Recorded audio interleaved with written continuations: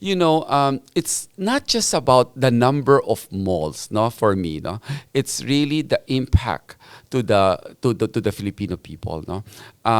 Definitely, by expanding your footprint, you're helping the economy. You're generating more jobs. You're creating business in certain locality.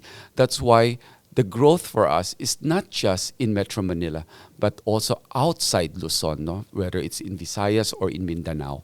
That's what we are really gunning for. Thought-provoking conversations with the people shaping our country.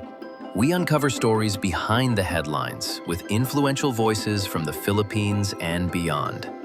This is Manila Bulletin's The Sit Down.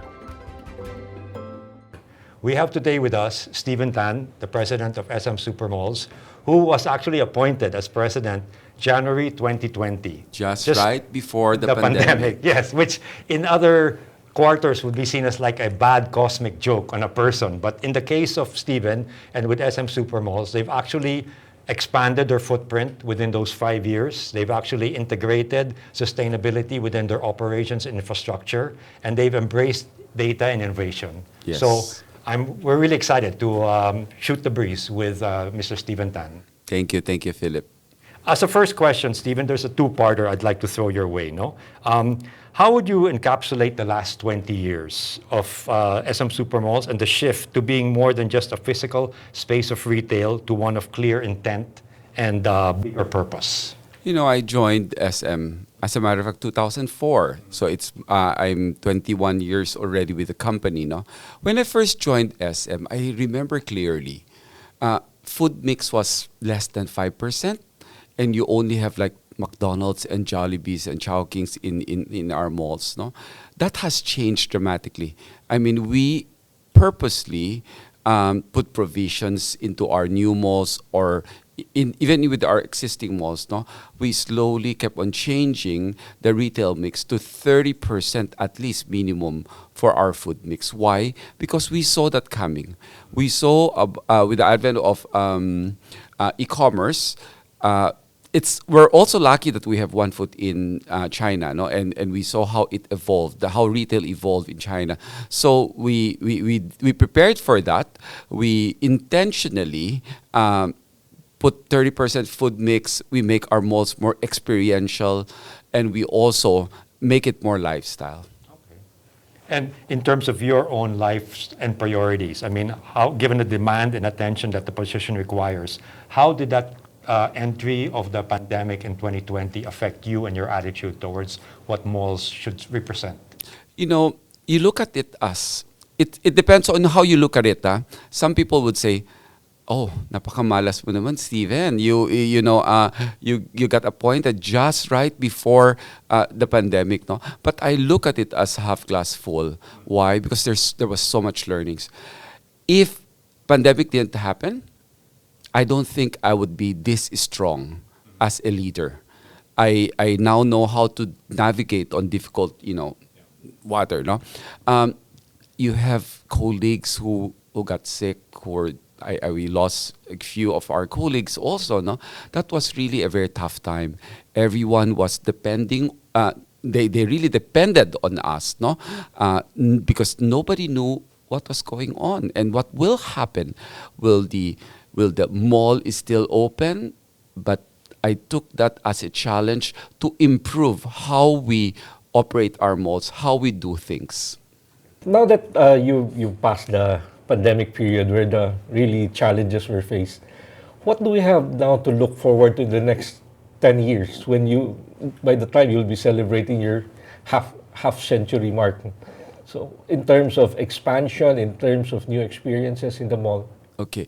We have strategized all our plans, no, not just for the next 5 years, but you're right, no, in the next 10 years, no, we will be putting regional malls or flagship malls, no, not just in Metro Manila, but also outside Luzon, no.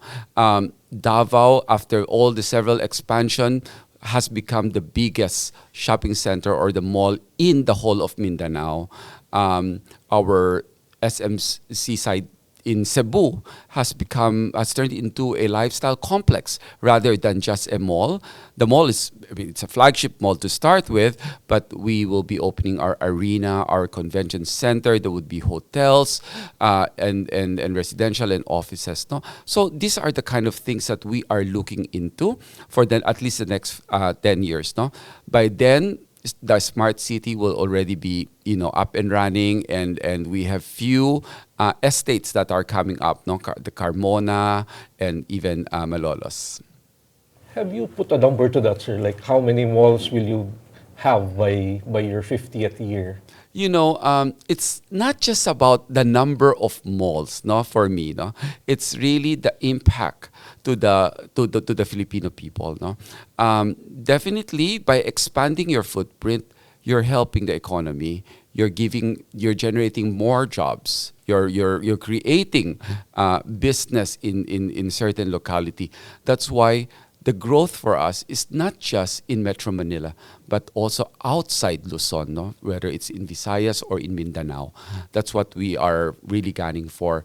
I would say maybe because based on the numbers that I have, we should hit our 100 malls by 2028, and maybe by that time, if you look at how we open 4 malls a year, we should be hitting around 130 to 140 malls.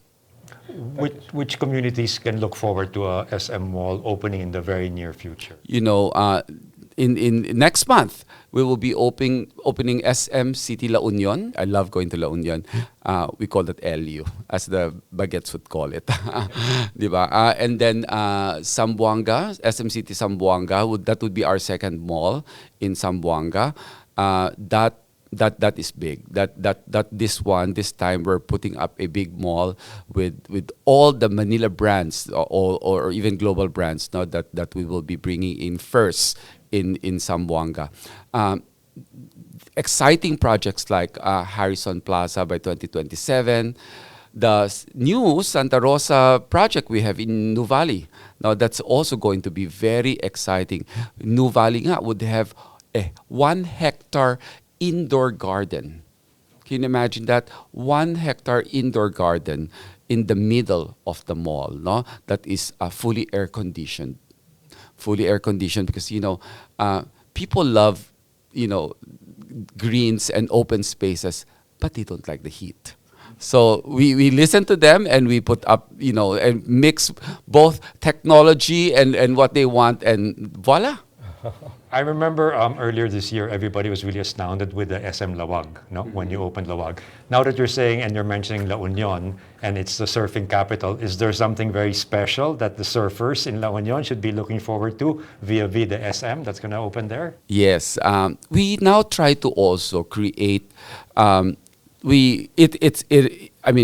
there's such a word as glocal, no?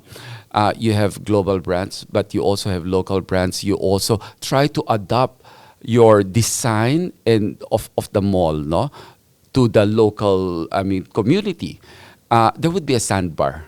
Actually, there would be a sandbar, and we also get the best of La Union. Some good pizzeria in La Union that's not present here in Manila. Some good coffee, and created that wing, no, as the LU wing, no, together with the sandbar. But the design of the mall is also based on water. That's why the facade of it, you would see all shades of blue, no, so this color of water. So a lot of our design are based on how that city or the province represent. Sure. Mall of Asia was initially built as a destination mall where the concept was build it and people will come. So the next one you had was probably SMC side. Mm-hmm. Are you looking at another mall of that magnitude somewhere? Yes. We will be having those kind of Santa Rosa in Nuvali is something like that as well. No, something that people have never seen before.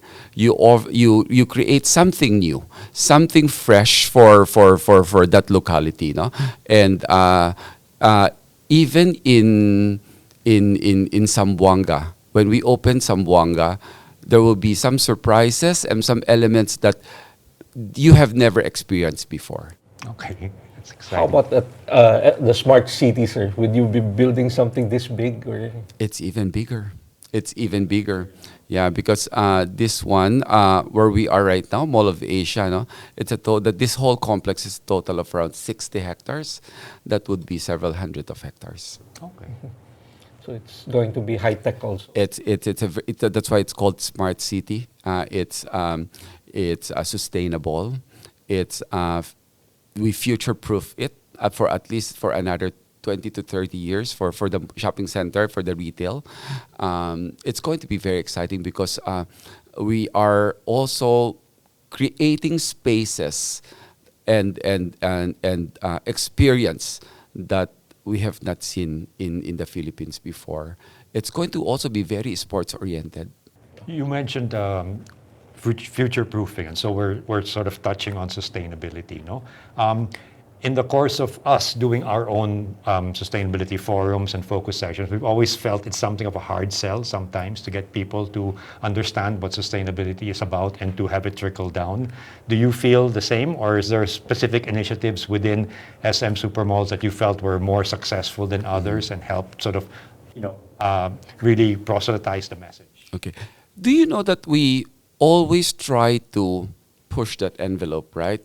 Because we feel that as big business like us, now we have that responsibility to also show the public what we are doing so that in their own small ways, they could think of that when they're back in their own houses, right?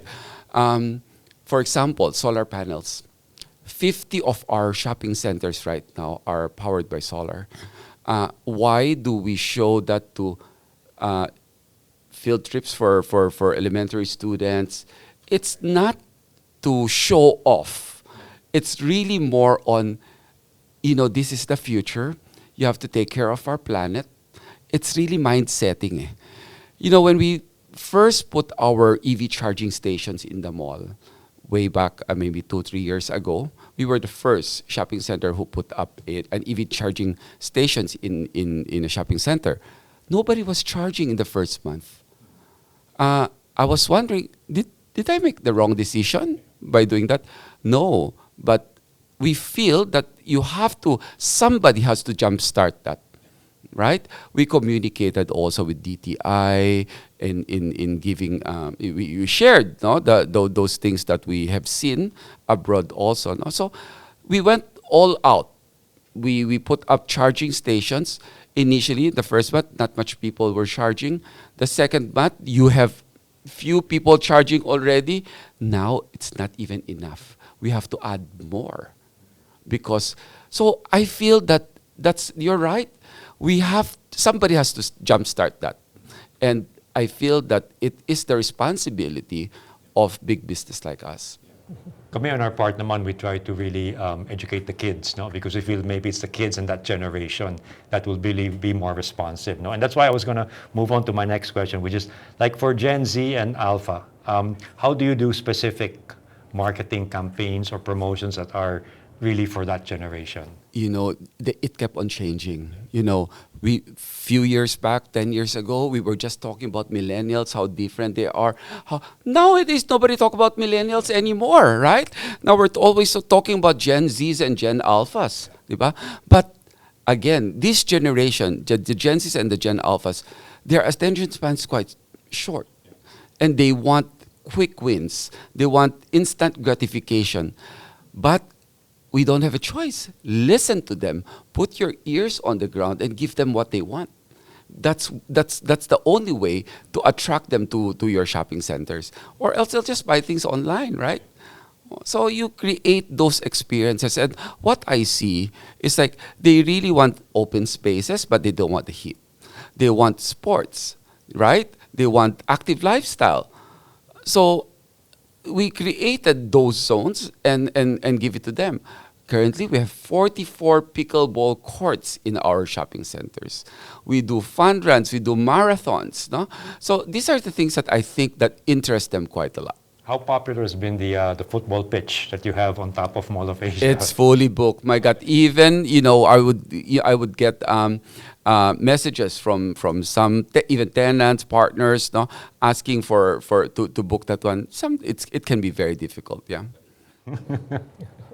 Okay, okay. Speaking of Gen Z and Gen Alpha, sir, do they still go to the movies? Are cinemas still relevant to this generation? Yes, they do. But you just have to create a different experience to excite them.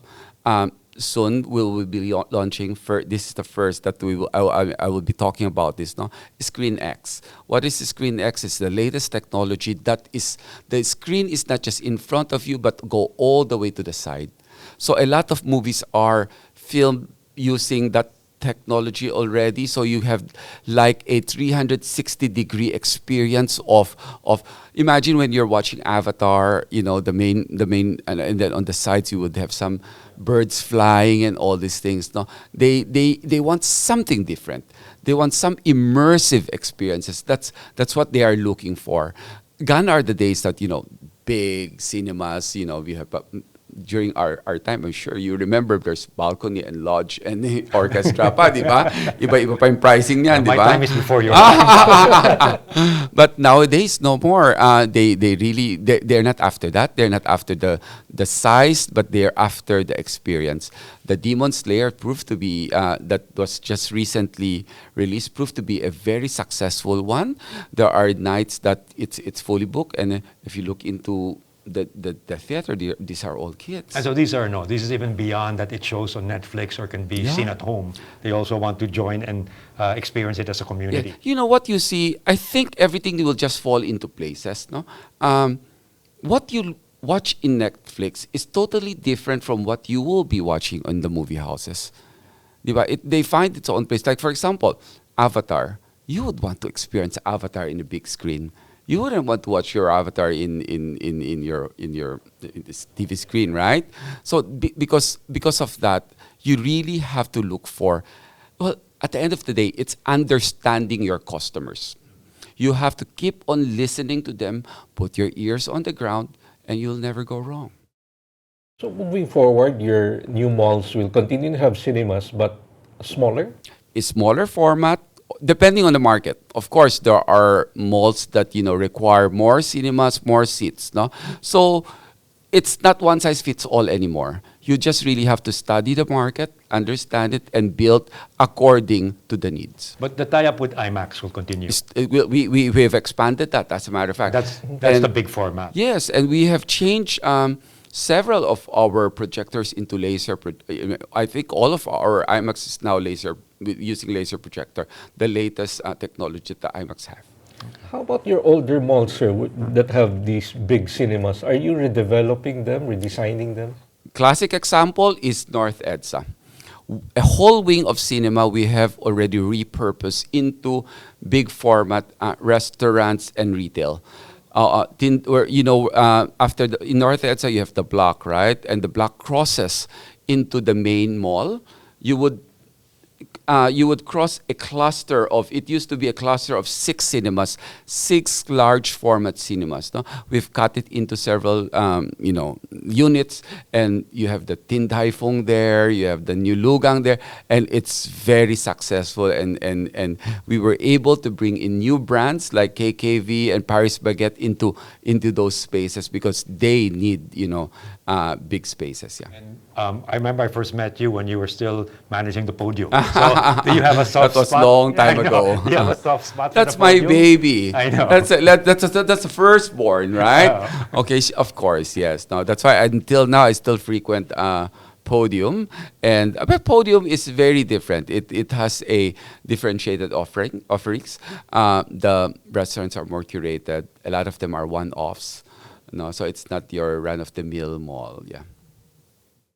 So do you continue to, with the premiumization of the market, what's the ratio now of your premium versus your regular malls? And going forward, will you be building more lifestyle malls compared to the regular malls? Okay. Premiumization doesn't mean that it has to be expensive. Premiumization means you're offering something that is world class, that is, globally competitive, but it can still be affordable. I realized that, initially when you have all the, when I joined SM, you have the regular malls, no? We started premiumizing some of our malls. But I just realized that why only some of the malls? I think you have to, you know, um, premiumize all your malls, but still, depending on the market, whether you want to go into some affordable shops, and it really depends on the market where you are, no? I'll take Aura, for example. Aura, when we opened Aura, because of the location, you would have COS, you would have Patisserie Paul, you have all this Jo Malone and all these Dior brands, no? But because that the market requires it. But when we recently opened also in Lawag, the place is beautiful. It's very comfortable. High ceiling, cathedral high ceiling, and indoor gardens and all. But you still have your Jollibees, you still have your McDonald's, your Mang Inasal. So it's giving those experiences, but is still retaining the affordability of the brands, right? So premiumization doesn't mean really expensive. It's giving them the best experience. Aspirational, I would call it. Let's talk about inclusivity, because I know you make a big deal also about, or you have a very strong message in terms of SM being a safe space. And I know that's come out in terms of like when you do Women's Month and celebrate it every March in a very big way. You also do the Breast Cancer Awareness Month in October. How important is that now in terms of giving the malls purpose beyond just being a place of retail? Okay. I always believe that it should start from home. That's why even with our own internal, we have policies on inclusivity, even with our HR. We do not discriminate. And then before, long time ago, sometimes you'd encounter, guys catcalling. That we really explicitly put it down in writing na it is not allowed, and what are the sanctions for that. We hire, it's based on your capability rather than your gender.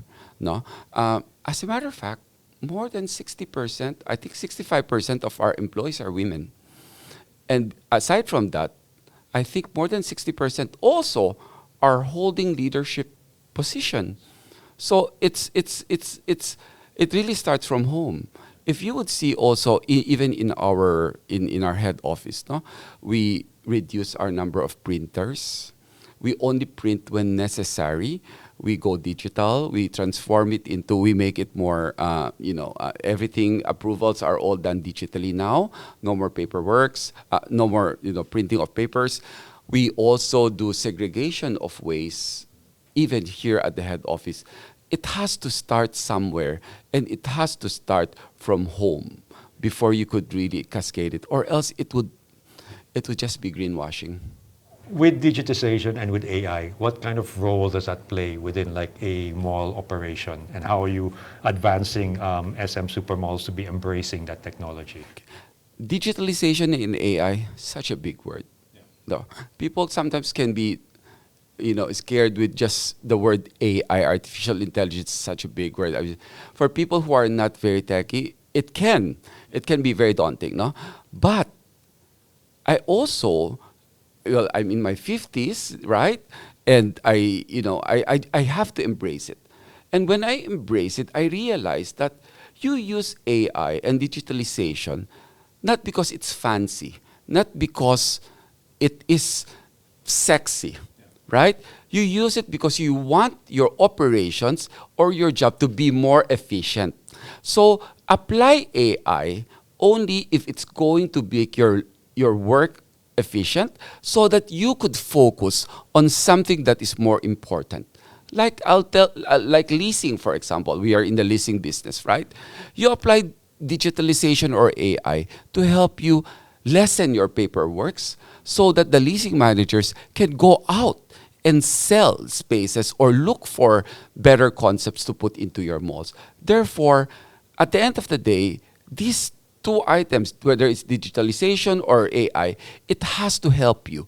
It has to make you more efficient. That is how I look into this.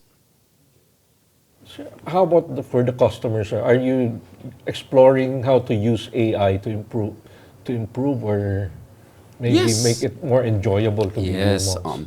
Like for example, before, couponing. Well, how do you do couponing? You just go to diba? Or newspaper, just cut it and then a coupon, right? Now you just swipe it. You just swipe it through our app, no? SM Malls online app. You do couponing online, less paper, and then you can track more. And also with those data, you could understand more your customers.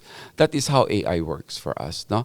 Understanding more, even further, your customer mix. Because it analyzes it and give you a more factual data, no? So those are the things that I believe that could help our operations and also even for to make it easy for our customers. Yeah. We've also seen the evolution of the malls as a safe haven, no, for communities during times of catastrophes.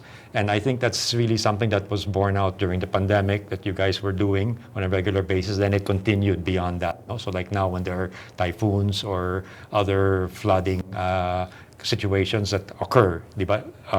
The malls come into play now as a place of refuge. Okay. How does that sort of like continue in terms of the purpose driven? Actually, Philip, we were doing that even before the pandemic. We were just not parang announce it how it is being announced nowadays, right? Now you have the Instagram and the Facebook to help you announce those kind of messages. But we have been doing that even before pandemic, even during Ondoy and Yolanda. We open our malls as a safe haven for them to, because of the flooding incident. Sometimes their house are even flooded, or they cannot go back to their homes because of strong rains. No, but aside from that, we also allow our community to park their cars in our malls because our parking are normally elevated, right? So we allow them. We don't not even charge them. I think it is in our DNA also to give back to our community. That comes naturally from us. No, you don't just earn from them. You don't just capitalize on the community when it's like they have to feel that in good times you're there, but in bad times you're also there to help them and assist them. On a more personal note, no, many may not know that you're a Francophile, diba? That you did your MBA at the University of Paris. Paris School of Management, École Supérieure de Commerce de Paris. Yeah. How fluent are you in French? And Well, I get by. I wouldn't say I'm very, very fluent. No, I get by. Ask directions in the restaurants. I can converse, but I don't really say. I wouldn't say that I'm very. but very you still fluent. do. I remember at one time when we were talking early on, you were saying that you do like an annual pilgrimage to Paris, and that's for your sanity. I've never missed for the past almost 30 years of my life. Since I was, in my mid-20s, I've been going to Paris every single year, even during the pandemic, because I was there 2020 January, and then I went back November 2021 when they start allowing people to fly. That's the first destination I went to. But January and November, so that's you really prefer when it's a cold period. Yeah, I always prefer traveling during the cold. I try not to travel in the month of July and August because it's so warm. And nobody's there. Diba? In Paris, Yeah, you're all in the it's country. only the tourists. Yeah. Okay. And are there particular trends in terms of retail that you see in France or that's going on that you'd like to also adapt here in the Philippines? The Europeans, they always like beautiful parks and gardens, no? That was actually something that I saw that they tend to gravitate towards parks, right? So that's why we have all these indoor parks right now in our malls. No? It started with Grand Central, that on top of SM City Grand Central in Caloocan, you have a beautiful indoor garden, right? So that's what we do, but in the comfort of the tropics. Yeah. We covered it. We used the latest technology to make sure that not enough heat will go in. The latest one will be in Mega Mall, no? Mega Mall, when it is undergoing renovation and redevelopment at the moment. Right now, the whole building A is gone. Yes, it's gone now. Only the one facing EDSA is still there, no? But the one at the back, it's already completely gone because we are recreating that experience. We put a huge indoor garden like Gardens by the Bay in Singapore on top of Mega Mall.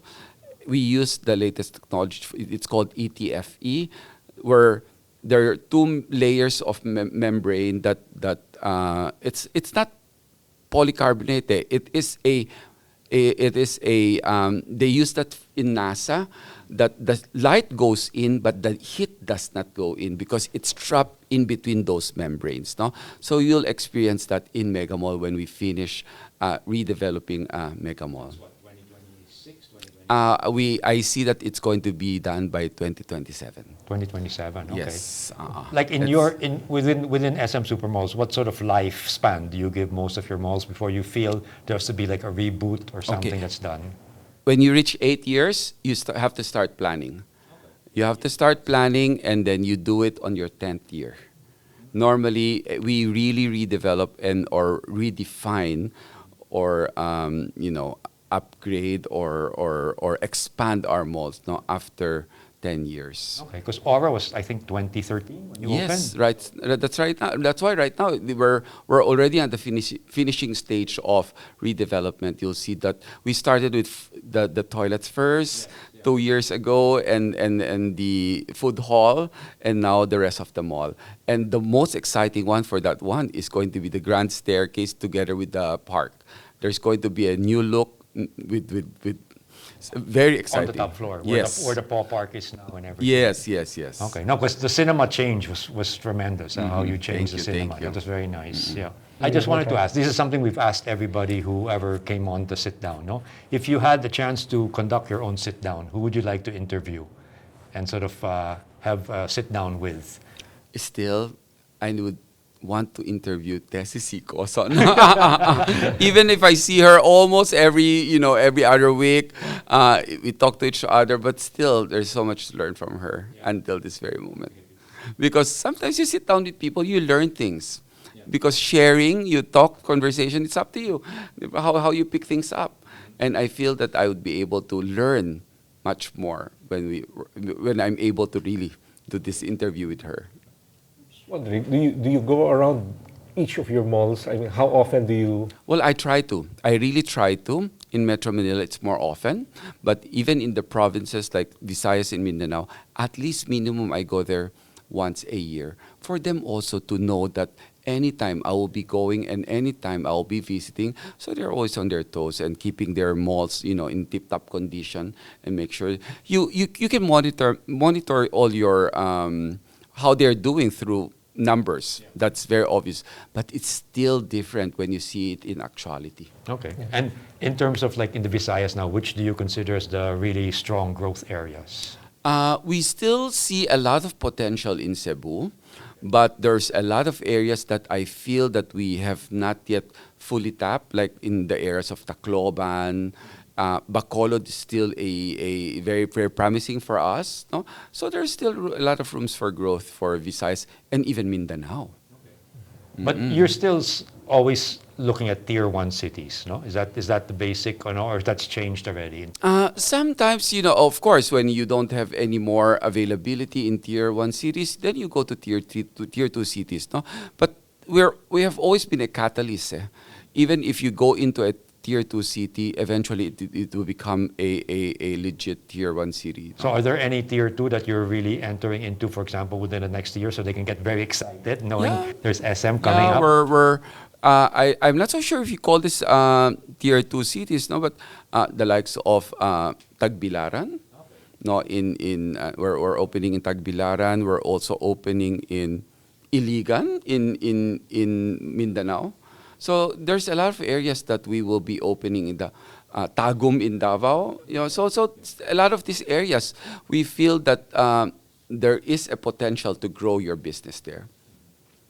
Okay. Sir, is your mall in La Union like an experiment or your first that's being developed with local tourism in mind? No naman, it's not it's not really an experiment because we made a study before.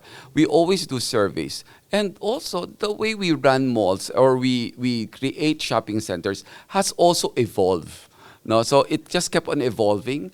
I don't know what will happen, what kind of malls we will be designing after 5 years. Definitely, it's not going to be the same as how we are designing it today, right? So it's a continuous evolution. It's a continuous redefining what retail should be, no? Basing on global trends and also understanding your customers. You mentioned glocal, no? That's like a phrase that you've coined for how SM develops their malls, no?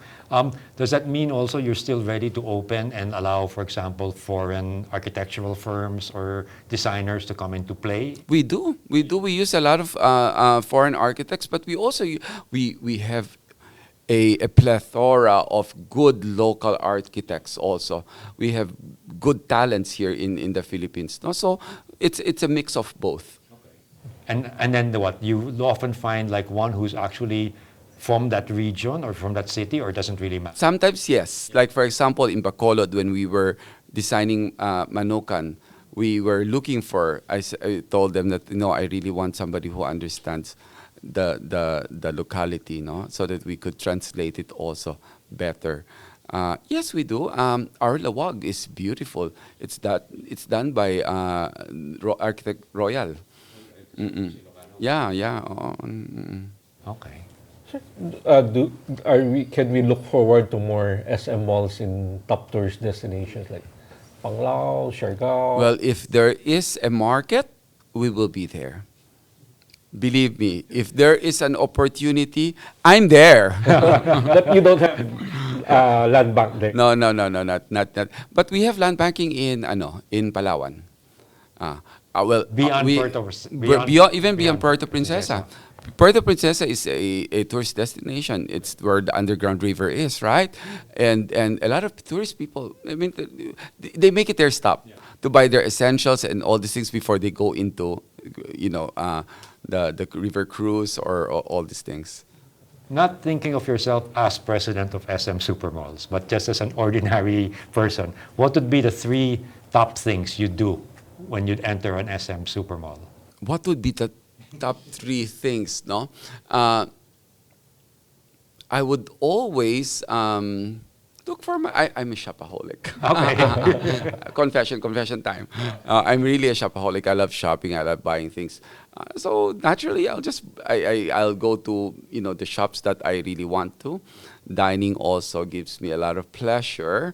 I love eating and trying new restaurants, no? And finally, I love coffee. I would go to a cafe and just relax and people watch. And from the horse's mouth, would you actually recommend a restaurant, or you can't? You cannot. We all have to be fair, right? You can't play favorites. But we have a lot of good restaurants and a lot of good and new exciting coffee shops. But I love the concept that you put up on the top of the podium. That one was really nice in terms of how you put together a very curated, well curated, one-off restaurant, and again we understand the community first and what they are looking for. And since it's beside ADB and San Miguel is also beside, and we're surrounded by, posh villages, so we created something that these people want. And I know it's coming from me, but I know I'm excited with the one of Patrick Go, because in your locale, it was always just in Legazpi Village. But now you actually have him in a mall. So it's exposing him to a different audience. At the same time, it's really good food. No? So that one I'm excited about. But, we're not just expanding the premium ones, no? We also encourage a lot of MSMEs. We make it easy for them to do business. That's why we have the start. I'm sure you're familiar with our startup program. What is a startup program? We allocated spaces. We built their kiosks already for them. All they have to do is just bring their wares or their whatever they want to sell, and then we train them also on how to do packaging, how to market their product, and also in terms of finances and accounting. No? So those are the things that we feel that we should also be doing. No? Giving opportunity for people who wants to do business but doesn't know how to, no? And that has proven to be very successful because we were able to, get a lot of people to join that. Yeah, no, and I see a lot of them perceive you guys as the incubator, for their businesses. It really becomes their testing ground or their sandbox where they can Yes. play and sort of decide what works, what doesn't work. To name a few, bench up. I think those are all back in the 80s, 1985. Their first, they went into this department store first, and eventually went into the mall, and now they're one of the biggest retailers, right? So thank you very much, No, Mr. thank Tan. you, Philip. We Thank really you, had a thank great you, time thank you. talking, and we enjoyed having this sit down with Yeah. you. Thank you so much. Thank you. I really appreciate your time also. Thank you.